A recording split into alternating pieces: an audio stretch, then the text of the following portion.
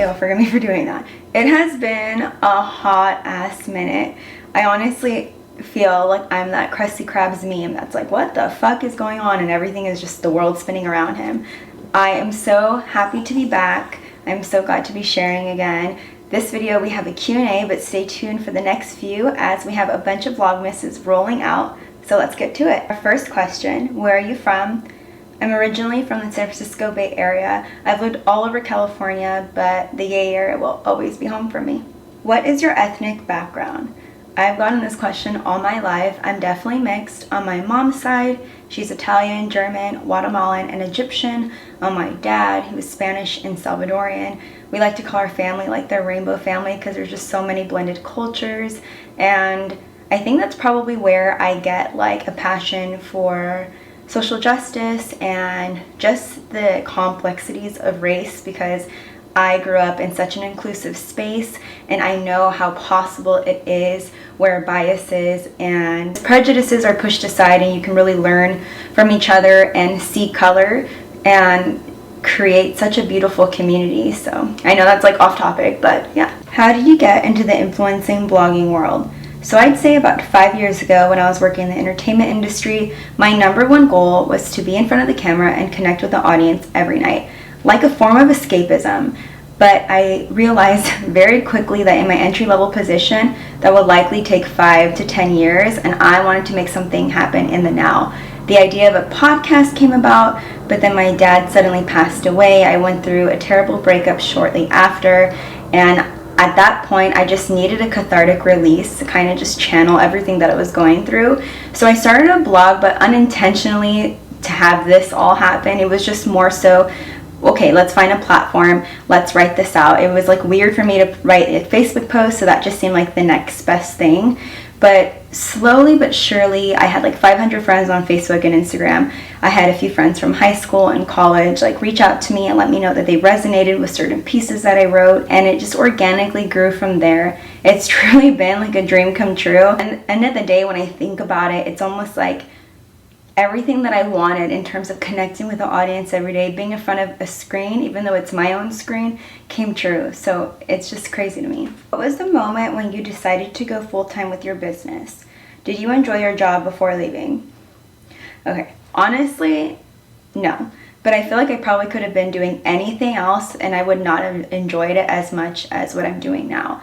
It's something that like when you know you're being called and pulled somewhere, whatever you're doing, nothing else matters.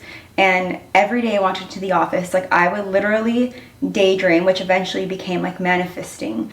This dream of being able to connect with people and working from home and just pouring my whole energy into creating, and just sitting in that office sucked the living life out of me. And I think it was when I saw a quote, I think it was from Oprah, that said, you don't get anything that you don't ask for in life.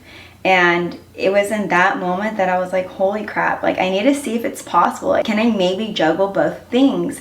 So I had asked my boss, and eventually they kind of let me go like from part-time, then I started reducing my hours, and then eventually I became full-time on here. What is your family dynamic like? Do they support you in your transition to full-time influencing? So my mom is completely on board. She's like my biggest fan. I love, she's like a momager, we joke around. My dad unfortunately did pass away almost 4 years ago, so he wasn't able to see like all this come to life, but I know he'd be proud. It was funny, I think like my first like month into doing this, and I got like my first commission check of like literally $3, like all my siblings laugh. And I think it's just something that like in this age, or just like go back to 2018 when I started this influencing, like there was only a few girls in the game and there was not much like context behind it. So I feel like it took a little bit of time for like my siblings to truly understand. But now it gives, I guess, validating to have people really see you grow into your own, and it's just so cool. Do you want babies? If so, how many? In an ideal world, yes. Little baby infants are just so cute to me. Now, like when they start crawling around like bucktooth, being a menace, like those are like the years that I'm like, oh my god, I don't know if I'm down. But maybe ask me in 5 years. I feel like I'll be maybe more open to it. But at this moment, I can barely take care of myself. How do you deal with negative comments or trolls, if any? Girl, As an Aries, it's so hard for me not to clap back. The few times I do, I definitely am so lucky with like such a kind community. But of course, most of us do get them occasionally from those like don't even follow us. But at the end of the day, you don't owe anyone anything. Sometimes I'll decide to, do a little sassy comment back. Always kill them with kindness, but throw some shade while you're at it. And just block them. Protect your energy. You've taught me to not be afraid of sharing my takes on difficult subjects. Yes, queen. But how do you manage not getting down about the loss of followers? Okay.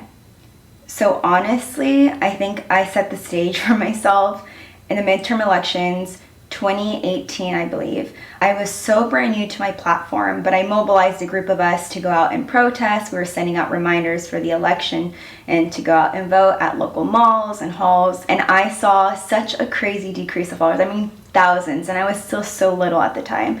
But I'm so grateful for that experience. I mean, I think that's the beauty of social media. Like, you have the power to follow those who you feel are best aligned with your morals and your values. And I think it just only pushes me to be my most authentic self, and what matters to me are those difficult topics. I really do like that in 2020 we are shifting there as an industry, and I just think of it as the loss of followers. I mean, I'm aligning closer to those who align with me. Any beauty secrets? I always see you mention vitamin E. I just picked up some for myself. Yes, my holy grail. So if you followed me like since the beginning of time, vitamin E is like the secret sauce to clear skin, to good hair, to just like a very dewy, hydrated glow.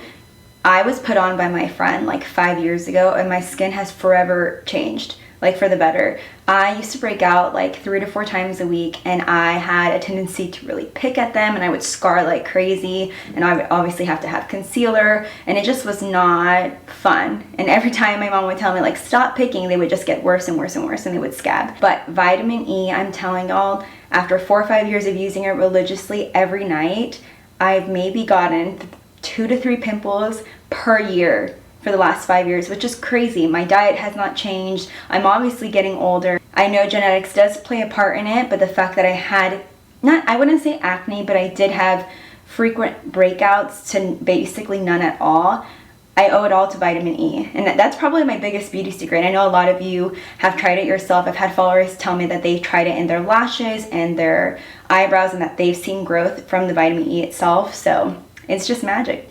Jazz, we're rolling. My belly button's itchy. Okay, sorry, don't. You helped me discover I have IBS and how best to get treated for it. Yes. But how does it not affect your confidence? Girlfriend. It does. I would consider myself definitely, a highly confident person, but having IBS, or I'd say any like GI issue, just like at the end of the night, when you look down at this like 15-month pregnant belly that aches and that pains, that cramps, that like just fluctuates by the day, by the meal, it can make you not feel healthy. I wouldn't say like less confident, but just not healthy, especially considering that lots of like the leafy greens and the healthy foods are oftentimes triggers for most people. I know that's the case for me. It can leave you confused as like what your diet should be. Having IBS, which is irritable bowel syndrome, some people have constipation, diarrhea, like either one, it like affects your sleep, it affects your diet, it affects your shitting essentially. Obviously I say like I've been a part of like studies, I've been able to manage it. Celery juice is king. If you have not followed my celery juice journey, I have a whole highlight on Instagram. It is like such a magical healer. But it's not everything. There's no cure yet. But I would say really try to understand what your triggers are, whether that's food, stress, trauma, and see a GI doctor. Really work one-on-one. At the end of the day, it's just realizing you are more than your IBS. You're more than any condition that you have. I follow you for fashion, politics, mental health, and mostly realness. Queen. But when I try to follow your lead on my smaller platform with non-beauty related things, I feel like my audience disengages. Any advice? I feel like this comes with being like an advocate of anything. Oftentimes, like anything that you say that's like related to the advocacy, it can get left in the shadows. You might not always get like the appreciation or just even like the attention that you may want for that cause. I saw this, I'm not too sure what her name is, it was many years ago, but she was a mental health advocate, and she said, I can go on IG Live and literally tell you how I just had a mental breakdown. and yet I'll get more questions about the rug behind me than if I'm actually okay. And I feel like that is true. Like I said, we are shifting as an industry. I feel like it's way more inclusive now with these topics, but just realize that like whatever means the most to you, post it. Like, don't always feel the need to, like, I guess, fulfill what you feel is the most trendy at the moment. If your mental health is something that means a lot to you, speak on that. If it's politics, please use your voice. That's your platform, that's your space to take it all up. We may think that like people don't care or they're not paying attention, but trust me, even if they're not people who feel, I guess, as like confident to write you, there are people who are taking in your messages. I had girls message me like years after following me and saying like, I never really had the courage to write you, or I didn't feel like it would make a difference, but just know like you've changed my perspective on X, Y, and Z. I really value listening to your voice, your point of view, and this is why I love following you. So just keep it up. Whatever it is that means a lot to you, people would want to hear that. How has your mental health journey been? Do you have any tips? Girl, she a hot ass mess.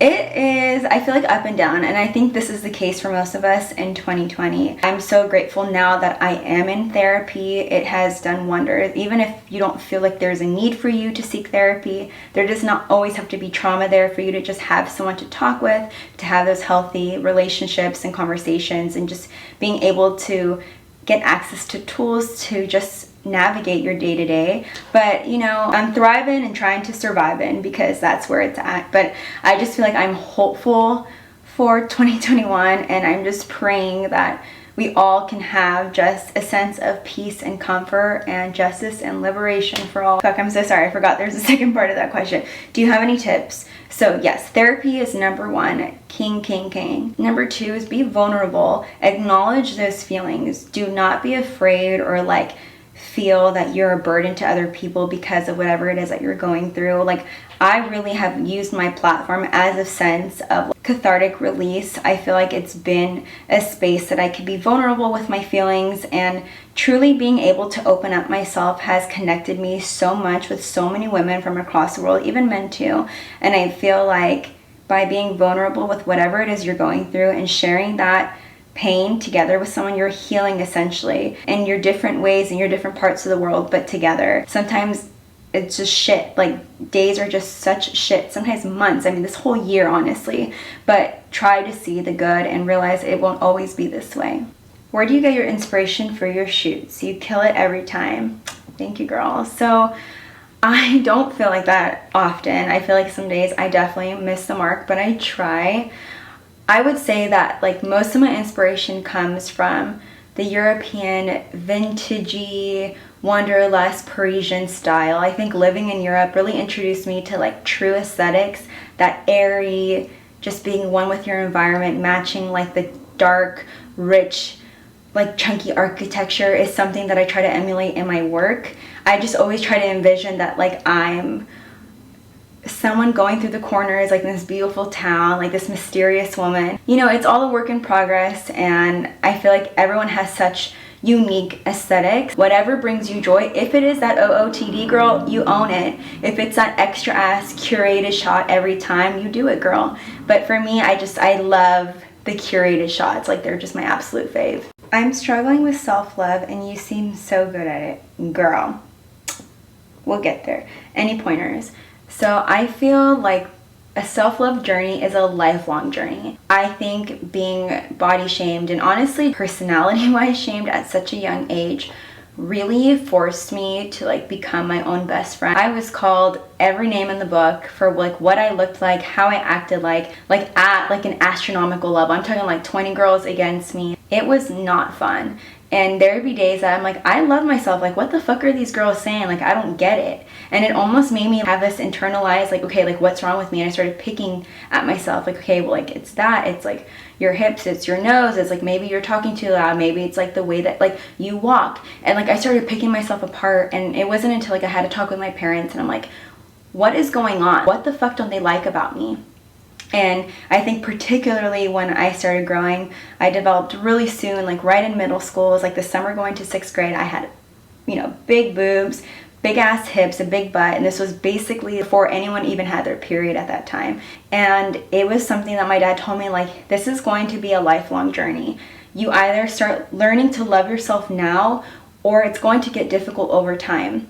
And that was so true. I think once like middle school to high school, when you're developing like cellulite, then the topic of sex and all these different things came about, it became harder. But I think because I mentally just like protected myself, and I was like my own literal best friend. I'm like, I'm not gonna give these people the access to who I am. Like, I know I'm a bad bitch, and like that was something that I just always remind myself. And there are days, I think now as adults, like we become our own like bully, like we become our own like critic. I have to talk to myself the same way as I would to those girls back in the day. You know you're that bitch. Don't be like dealing with that. Like, we don't got time for that negative self-talk. And it's just a constant thing that it's like positive affirmations with yourself. And that's just my biggest like takeaway, is just be your own best friend. Stand up for yourself, even if you're the one who puts yourself down. Love yourself and all your flaws, because you're you. Like, without all of that, you wouldn't be the person you are. So just try to accept it and try to love it as much as you can. I love that you keep it real and fresh. Lighting my flame, sister.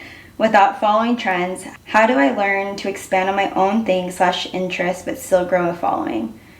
So I think that this is so difficult, especially now in 2020 when quarantine hit. We just got hit with a bunch of different trends. I think it's important to experiment, see what you like, what you don't like, but always stick true to who you are. And if it's not something that brings you joy, even if it is like the hottest trend, don't even bother. I think I've tried doing a few that I wasn't necessarily in love with, like certain trends or certain like photos, whatever it may be. And even if they had like really good engagement, like I personally knew like this just doesn't feel like Jasmin. Like, just felt like inauthentic. So my like life motto is like, just do you, boo. Even if it's not trendy, being you is fucking trendy.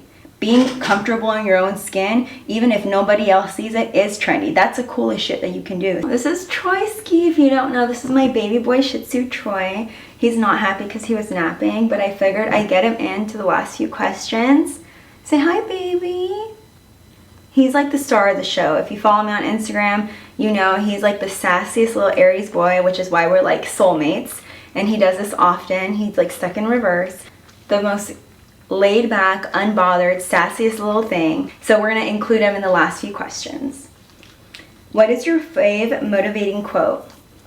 I have two. This too shall pass, which you guys have heard me say. And it's just my, I guess, go-to quote in times that are just not the funnest. Like, I know it's not a word, but you know, times that are hard. It's just a reminder that as shitty as times can be, it'll always get better, because it always does. It never just stays shitty. And he's gone. And he's stretching. The second quote I'd say is, you can give people the recipe, but you're still the secret sauce. And this is so prevalent, I feel like, for creators. Oftentimes we feel like our work is either ripped off or just not credited. Or even if you feel like you're in a sea of everyone doing the same thing, realize that what makes it special is that you're doing it. Like, you're bringing your talent to the table, you're showing up, and it's because it's coming from you that makes it so unique. You are your superpower. Oh, boo, why didn't you tell me my hair is frizzy as hell in the back? Well, I didn't notice that. Okay, well. If you could change one thing about yourself, would you? If so, what would it be? So I'm perfect, so no. I'm just kidding. There would be a few things that I would change. I think just being such an empathic person, it has not really benefited me. I guess it's good to have a compassionate heart, and being able to empathize with people is such a special gift. But especially this year, like, I've really just felt all the injustices going on, and it affected me in a way that I had no idea that it would. And I think I've always felt this, especially being so involved in my advocacy and just really knowing the realities of our broken system. But just like on the basic level, like, I just feel everybody's pain. And I guess sometimes I wish I was a little bit more carefree, or protected my energy a little bit more. Another thing I would change is like my anxiety. Like, girl, we can give that whole thing away. Just throw it all away. If you weren't a content creator / influencer, what career do you see yourself pursuing? So I'd likely continue in the entertainment industry. My goal was to work at either ESPN or SportsCenter as a sports broadcaster, and then have like a dual job at HIII Entertainment, so as an entertainment host. There is a broadcaster, I think her name is Carissa Thompson. She was such an idol of mine, and she did juggle both. If it wasn't either one of those, I'd likely continue furthering my education in marriage and family therapy.